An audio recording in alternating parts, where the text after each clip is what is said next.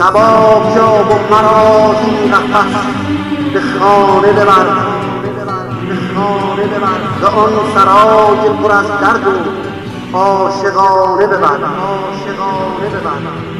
صبا بیا و مرا این قفس به خانه ببر، خانه ببر، به آن سرای پر از درد و عاشقانه ببر، عاشقانه ببر. دلم گرفته از این قفل و دخمه و زنجیر، مرا به سمت هدفهای جاودانه ببر، جاودانه ببر.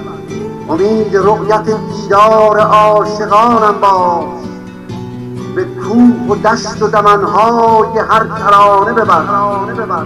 شهاب روشن شبهای سرد و تارم باش، سرد و تارم باش. به بانگ دلکش چنگ و دف و چغانه ببر، چغانه ببر. به چشم تیره و تارم چه ناتوان گشتند، تن نحیف مرا زین ستم شبانه ببر، شبانه ببر. ببین که مشت ستمگر چگونه کامم بست، ببین که مشت ستمگر چگونه کامم بست، چگونه کامم بست. سرود سرخ مرا تا ته ترانه ببر، ترانه ببر.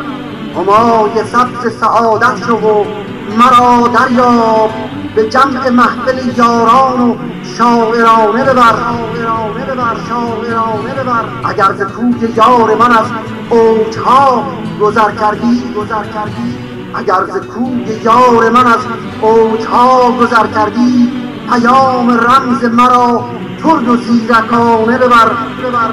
ز رنج و درد و غمم گوشه‌ای به مردم گو، مرا به خلوت دلهای صادقانه ببر.